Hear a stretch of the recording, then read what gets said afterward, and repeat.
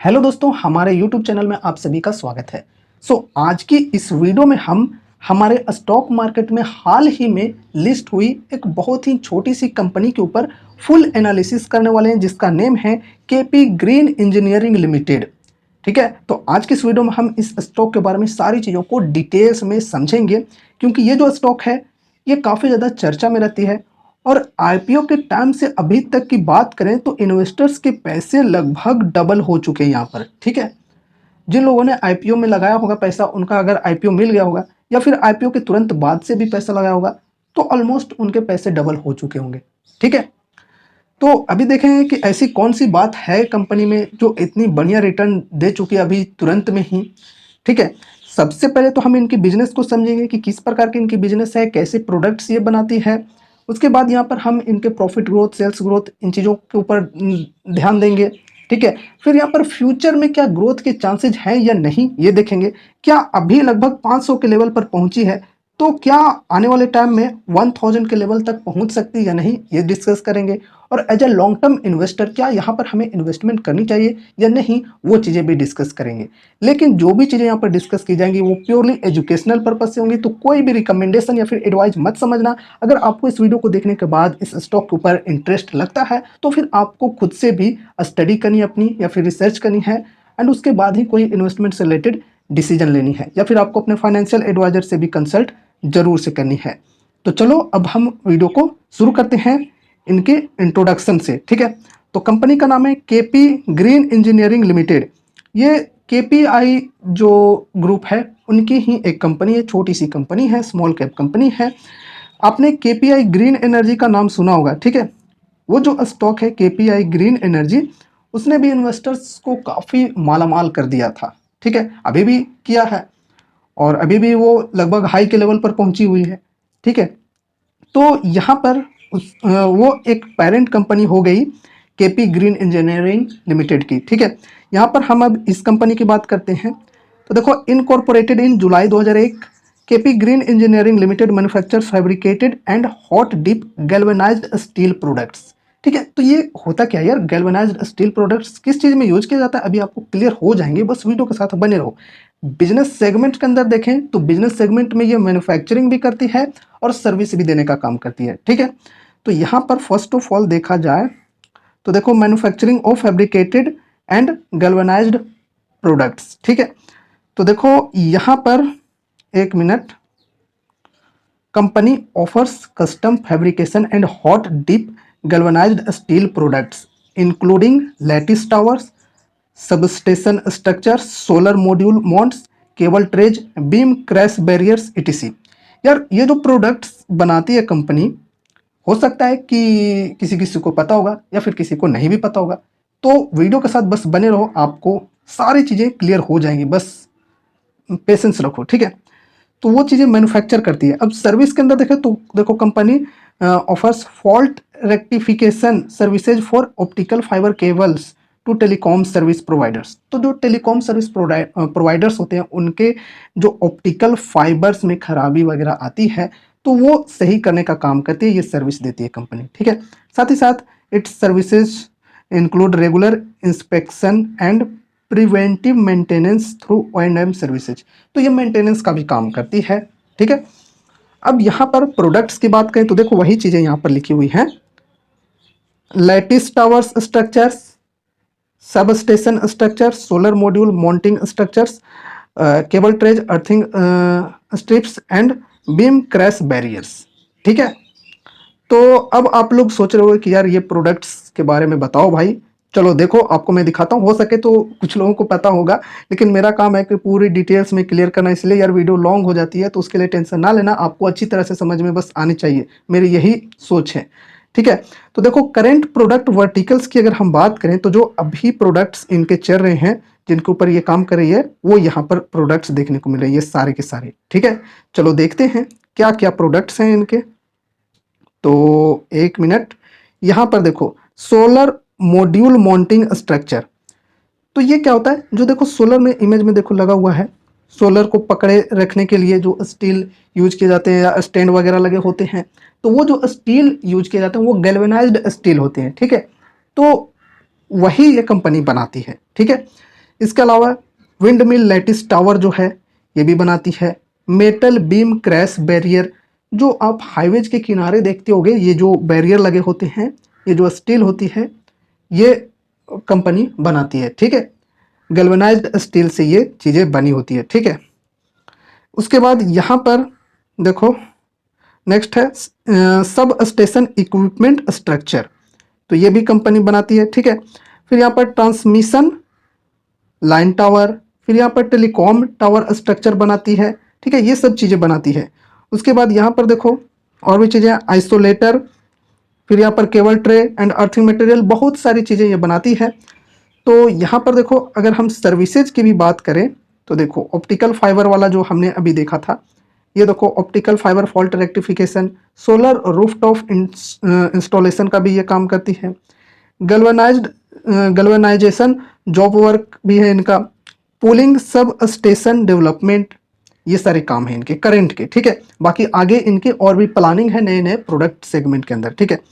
एक चीज़ और यहाँ पर जो कि फ्यूचर सेक्टर से बिलोंग करने वाली चीज़ है, वो है यहाँ पर देखो बताई जा रही है, one step solution for sustainable renewable energy infrastructure. तो देखो रिन्यूएबल एनर्जी इंफ्रास्ट्रक्चर के अंदर भी यहाँ पर ये काफ़ी सारे फील्ड्स के अंदर घुसी हुई है या फिर आगे घुसने का प्रयास कर रही है, ठीक है। देखो यहाँ पर ट्रांसमिशन टावर के अंदर भी ये काम कर रही है, ठीक है। एंड उसके बाद यहाँ पर विंड पार्क ये बना रही है। ये जो विंड एनर्जी वाले जो पंखे लगे होते हैं, जो टावर्स लगे होते हैं बड़े बड़े, वो जो स्टील यूज किया जाता है, वो भी ये कंपनी बनाती है, ठीक है। फिर यहाँ पर हाई मास्ट, ये जो टावर्स में लगे होते हैं ये वाला बनाएगा, जो कि आगे बनाने का ये प्लान है, हाई मास्ट, ठीक है। क्रैश बैरियर जो हाईवे में आप देख रहे हो, क्रैश बैरियर, वो अभी हमने डिस्कस किया था। मोबाइल टावर, इसके बाद यहाँ पर नेक्स्ट अगर हम देखें इधर तो देखो यहाँ पर सोलर पार्क, यहाँ पर इसकी जो एक कंपनी है केपीआई ग्रीन, जिसकी हमने बात की, केपीआई ग्रीन एनर्जी, तो सोलर पार्क वो बना बना कर बेचती है, ठीक है। B2B बिजनेस है उनका। रेलवे क्रैश बैरियर की भी बात करें तो ये भी कंपनी बनाती है। फिर यहाँ पर प्री इंजीनियर्ड बिल्डिंग यहाँ पर देखो बताई जा रही है, तो ये आगे चलकर इनके न्यू प्रोडक्ट सेगमेंट के अंदर ऐड होने वाली है, ठीक है। यहाँ पर देखो प्रपोज्ड प्रोडक्ट वर्टिकल्स, तो यहाँ पर ये सब इनके प्रपोजल्स मिले हुए हैं, इनके ऊपर जो काम है इनका चल रहा है, ठीक है। ये सब प्रोडक्ट्स के अंदर wind mill, tubular tower, transmission line monopoles, high mast poles and lighting poles, फिर यहाँ पर हैवी फैब्रिकेशन, ग्रेटिंग्स यहाँ पर देख सकते हो। इसके अलावा यहाँ पर प्री इंजीनियर्ड बिल्डिंग, यहाँ पर ये सारी चीज़ें हैं। नेक्स्ट यहाँ पर देखो मैन्युफैक्चरिंग फैसिलिटीज़ की बात करते हैं, तो companies manufacturing facilities is spread over 2 lakh square feet, ठीक है। कहाँ पर है? गुजरात में, ठीक है। एक्सपेंशन की बात करें तो एक्सपेंशन भी कंपनी कर रही है। यहाँ पर देखो company plans to set up a new facility of 174 crore in Gujarat. The new facility will have a capacity of 2,94,000 metric ton. यहाँ पर ये कैपेसिटी बढ़ाने वाली है प्रोडक्शन की न्यू प्लांट के जरिए, जो कि फिलहाल की बात करें तो सिर्फ 53,000 मेट्रिक टन का ये कैपेसिटी है इनका प्रोडक्शन का।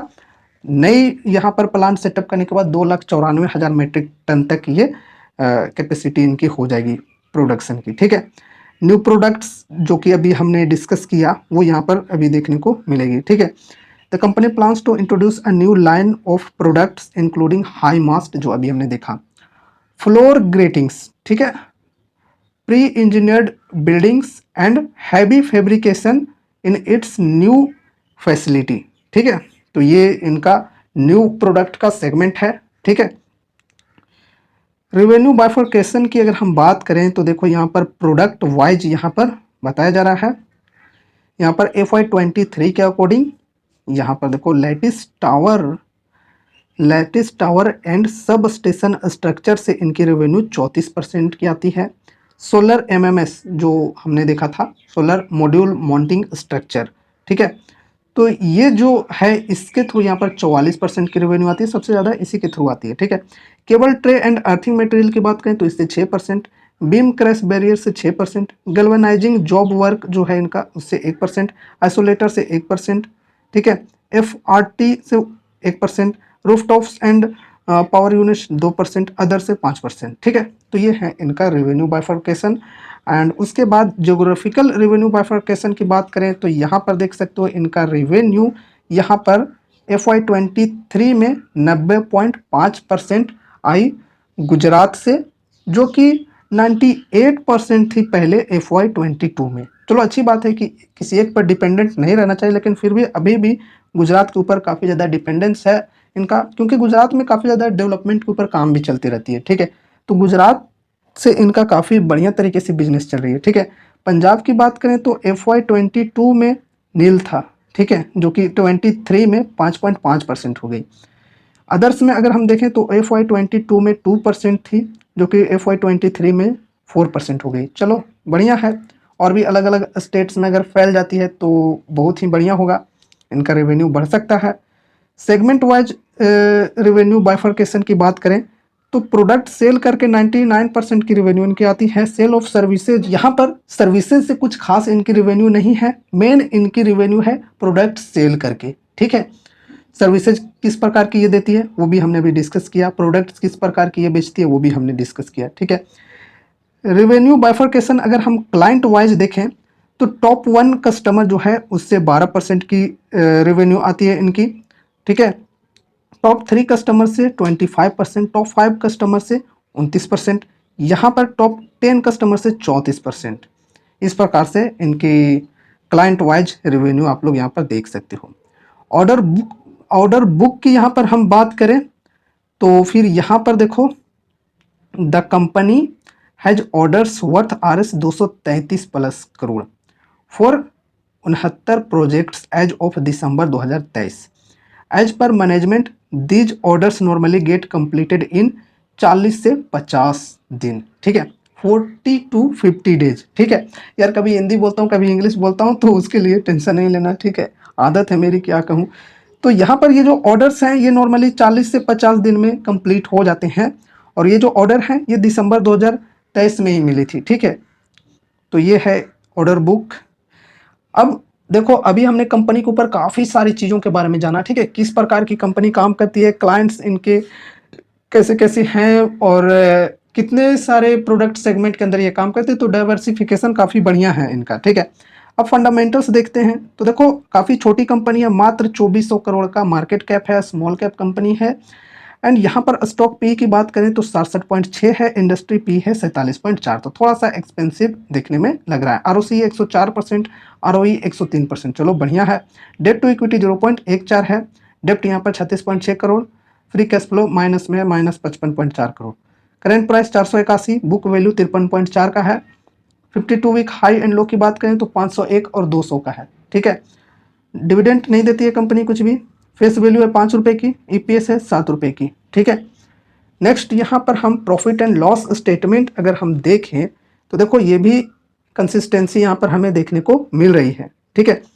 मार्च 2021 की बात करें तो यहाँ पर 39 करोड़, फिर 2022 में 78 करोड़, फिर 114 और 349, काफ़ी बेहतरीन और कंसिस्टेंसी के साथ रेवेन्यू इनकी बढ़ी है, सेल्स बढ़ी है। नेट प्रॉफिट की अगर हम बात करें तो यहाँ पर भी देखो 2, 4, 12, 35, तो देख सकते हो यहाँ पर जो इनकी नेट प्रॉफिट है वो भी काफ़ी बेहतरीन तरीके से बढ़ी है। 2 से 4 हो गया सीधे 2 गुना, फिर 4 से 12 हो गया 3 गुना, फिर 12 से 35 हो गया लगभग 3 गुना हो गया। तो चलो ये चीज़ें तो ठीक है। Compounded sales growth and profit growth की अगर हम बात करें तो यहाँ पर 10 साल और 5 साल का तो डेटा अवेलेबल नहीं है, लेकिन अगर हम 3 साल और ट्रेलिंग 12 मंथ का अगर हम लोग सेल्स ग्रोथ देखें तो 3 साल में 108%, ट्रेलिंग 12 मंथ में 207%।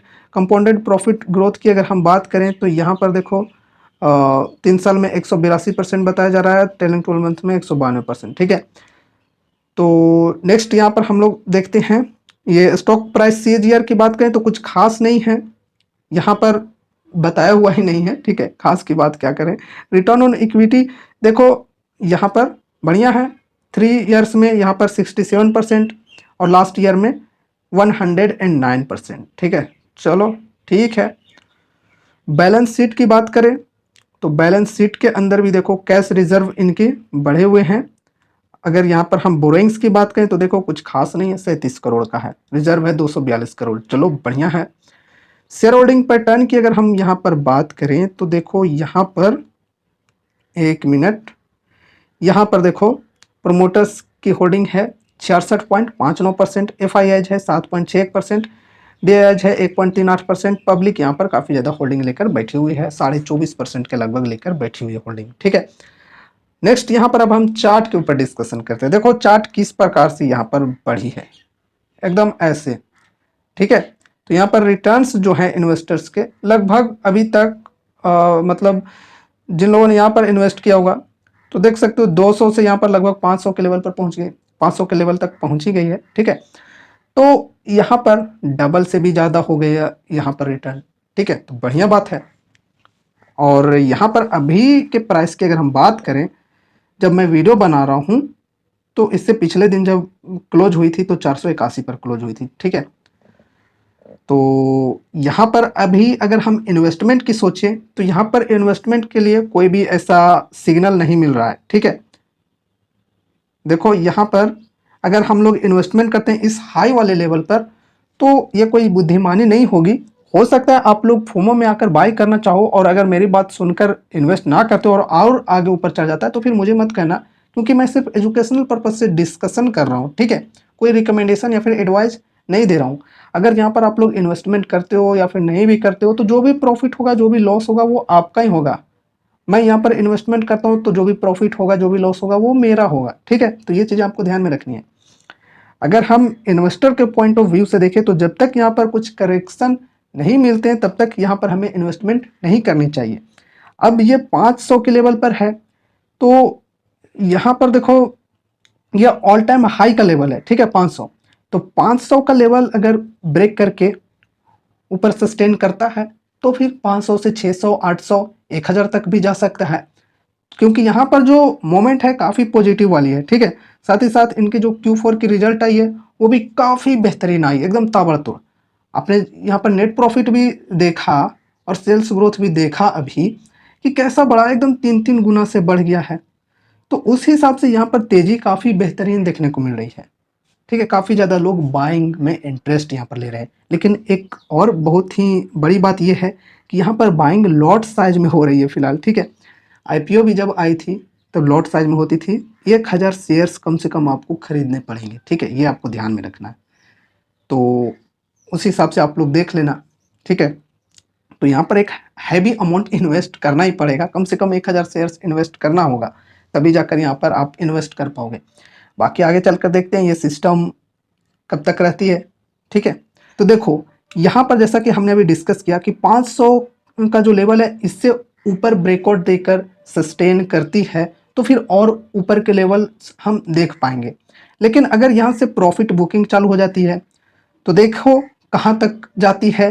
ठीक है, यहाँ पर अगर देखा जाए तो एक ये साइकोलॉजिकल सपोर्ट भी माना जा सकता है 300-400 के लेवल का। ठीक है, तो यहाँ तक सपोर्ट ले सकती है। अगर बाय चांस कोई भी रीजन की वजह से यहाँ तक आ जाती है तो ये 60% का डिस्काउंट हो जाता है। ठीक है, जो कि फिलहाल तो पॉसिबल नहीं है, क्योंकि यार अभी सभी चीज़ें यहाँ पर पॉजिटिव पॉजिटिव देखने को मिल रही हैं, तो अभी तो ऐसा पॉसिबल नहीं है। लेकिन अगर कोई एक्सटर्नल रीजन्स की वजह से मार्केट क्रैश होता है, स्मॉल कैप में कुछ बबल्स वगैरह का फिर से कोई ऐसा इशू आता है जैसे कुछ टाइम पहले आई थी, तो ऐसे कुछ भी एक्सटर्नल न्यूज आती है और स्टॉक में क्रैश हमें देखने को मिलती है, तब यहाँ पर हमारे लिए एक इन्वेस्टमेंट की अपॉर्चुनिटी बन सकती है। लेकिन कोई रिकमेंडेशन कोई एडवाइस नहीं है। मैं अगर अपने बताऊं तो मैं इस स्टॉक पे इन्वेस्टमेंट करूंगा एज अ पेनी स्टॉक। ठीक है, अभी तो इन्वेस्टमेंट की कोई डिसीजन नहीं लिया हूं, लेकिन मैं बता रहा हूं अगर मुझे करना होगा तो मैं क्या करूंगा, पेनी स्टॉक की तरह मैं इसे ट्रीट करूंगा और एक छोटा सा अमाउंट दूंगा पोर्टफोलियो का, इसे लगभग 4-5% या फिर इससे भी कम दूंगा। ठीक है, तो कम अमाउंट के साथ यहाँ पर जाऊंगा। ठीक है, अगर वो प्रॉफिट में चला जाए तो बढ़िया है, लॉस में भी जाए तो मुझे कोई खास फर्क नहीं पड़ना चाहिए, क्योंकि ये जो स्टॉक्स होते हैं ये काफ़ी रिस्की होते हैं। ठीक है, ये आपको ध्यान में रखना है। यहाँ से ये कहीं भी जा सकता है, यहाँ से ये ऊपर भी जा सकता है, यहाँ से ये नीचे भी आ सकता है। ठीक है, तो ये चीज़ें आपको ध्यान में रखनी है। और अभी चूंकि न्यूज़ तो काफ़ी पॉजिटिव है तो ज़्यादातर चांस है यहाँ पर ऊपर ही जाने के। ठीक है, और यहाँ पर अगर मतलब कोई कंपनी के अंदर कुछ ऐसी नेगेटिव न्यूज आती है तब तो कंपनी क्रैश होगी बहुत ही भयानक तरीके से, क्योंकि जब स्मॉल कैप पीटता है ना तो बहुत ही भयानक तरीके से पीटते हैं, ठीक है। और स्मॉल कैप के पूरे जो इंडाइसेज है उसके ऊपर ही कोई ऐसी नेगेटिव न्यूज आती है तो फिर इसके अंदर कोई दिक्कत नहीं हो सकती है। कंपनी के अंदर कुछ खराबी वाली न्यूज, नेगेटिव न्यूज नहीं आनी चाहिए। अगर ऐसी नेगेटिव न्यूज आती है कंपनी के अंदर तो फिर यहाँ पर हमें इन्वेस्टमेंट करने से बचनी चाहिए, ठीक है। ऐसा नहीं कि कंपनी के ऊपर ही कुछ नेगेटिव न्यूज आ गई जो कि बहुत ही खराब है और ऐसे में क्रैश हुई तो हमारे लिए वो अपॉर्चुनिटी होगी, बिल्कुल नहीं, ऐसा नहीं होता है। मार्केट में एक्सटर्नल रीजन की वजह से अगर कोई स्टॉक गिरता है, क्रैश करता है तो वो हमारे लिए अपॉर्चुनिटी होती है, ठीक है। इंटरनल रीजन की वजह से नहीं। स्टॉक के इंटरनल रीजन्स अगर नेगेटिव हैं काफ़ी ज़्यादा और गिर रही है तो वहाँ पर हमें सावधान होना चाहिए, ठीक है। तो अभी यहाँ पर कोई चांसेस देखने को नहीं मिल रही, चाहे हम लॉन्ग टर्म की बात करें या फिर शॉर्ट टर्म के, अभी तो कुछ ऐसी खास देखने को नहीं मिल रही है, ठीक है। तो यहाँ से अभी ये कहीं भी जा सकता है, 500 से 1000 के लेवल तक भी जा सकता है या फिर और भी नीचे 200 के लेवल तक भी आ सकता है। और यहाँ पर ये जो लेवल्स हैं ये साइकोलॉजिकल सपोर्ट भी बन सकता है, 400 का, 300 का, इस प्रकार से, ठीक है। तो जब क्रैश होगी तभी यहाँ पर हम इन्वेस्टमेंट के लिए सोचेंगे, ठीक है। लेकिन यहाँ पर एक लिमिटेड अमाउंट में, ना कि यहाँ पर हम बहुत ही ज़्यादा पोर्टफोलियो का वेटेज दे देंगे। एक चीज़ और कि यहाँ पर 1000 शेयर्स का लॉट बाई करना होगा, तो अगेन यहाँ पर जिनके पास पैसे कम हैं उन लोगों को ये ध्यान में रखना चाहिए कि क्या रिस्क आप ले रहे हो, कितना बड़ा अमाउंट यहाँ पर लगा रहे हो, ठीक है। तो ये चीज़ें भी आपको ध्यान में रखनी है। मिनिमम तो 1000 शेयर्स फिलहाल यहाँ पर खरीदना ही पड़ेगा, तभी यहाँ पर आप इन्वेस्ट कर पाओगे, ठीक है। तो ये सारी चीज़ें हैं। और अगर हम स्टॉक की प्रॉफिट ग्रोथ, सेल्स ग्रोथ वगैरह देखें तो ये काफ़ी बेहतरीन है। जैसा कि आपने देखा काफ़ी बेहतरीन तरीके से कंसिस्टेंसी के साथ इनके सेल्स और नेट प्रॉफिट वगैरह बढ़े हैं, ठीक है। उस हिसाब से देखा जाए तो कंपनी अच्छी है, लेकिन फिर से बोलना चाहूँगा कि इसे हम एक पेनी स्टॉक की तरह ट्रीट करेंगे कि चल जाए तो ठीक है, नहीं चले तो भी कोई दिक्कत नहीं होनी चाहिए, ठीक है। सो ये रही हमारी आज की video KP Green Engineering limited stock के ऊपर। मुझे उम्मीद है कि आप लोग अब सारी चीज़ों को समझ चुके होंगे। एंड मोस्ट इंपॉर्टेंट बात कि अब इस स्टॉक के बारे में समझने के बाद आपको तुरंत से जाकर इन्वेस्टमेंट नहीं कर देनी है, आपको अब खुद से भी इस स्टॉक के ऊपर रिसर्च करनी है अपनी एंड स्टडी करनी है, एंड उसके बाद ही कोई इन्वेस्टमेंट से रिलेटेड डिसीजन लेनी है या फिर आपको अपने फाइनेंशियल एडवाइजर से कंसल्ट जरूर से करनी है, ठीक है। सो मुझे उम्मीद है कि आज की ये वीडियो आप लोगों को जरूर से पसंद आई होगी। अगर आपको हमारी ये वीडियो पसंद आई तो इस वीडियो को लाइक जरूर से कर देना, चैनल पर नए हो तो सब्सक्राइब भी कर लेना, और मिलते हैं अगले नए वीडियोस के साथ। तब तक के लिए बाय बाय।